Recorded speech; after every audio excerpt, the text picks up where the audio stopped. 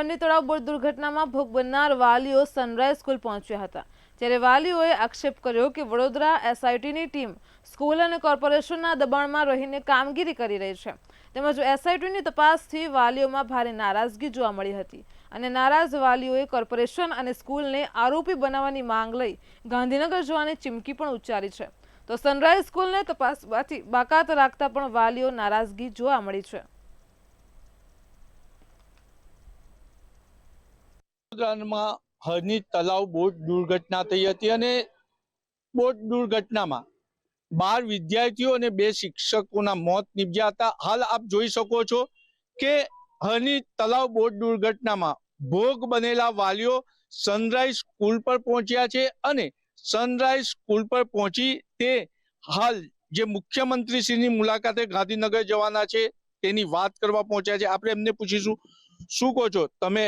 મુખ્યમંત્રી શ્રીને રજૂઆત કરવા જવાના છો, કેમ? આજે ઘટના ઘટિત થઈ એનો 13મો 14મો દિવસ છે, પણ જે પ્રમાણે તપાસ થઈ રહી છે અને લીપાછોપી કરવાનો પૂરેપૂરો પ્રયાસ થઈ રહ્યો છે. સમગ્ર વાલીઓ સૌ આઘાતમાં છે. એમને ખાવા બોલવાથી લઈને કોઈ પણ જાતનું અત્યારે એમનું ભાન નથી રહ્યું. માનસિક સંતુલન દરેકનું અત્યારે ઠેકાણે નથી.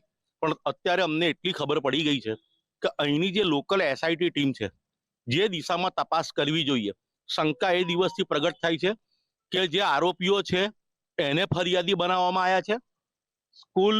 સ્કૂલે પ્રવાસ નથી કરાયો.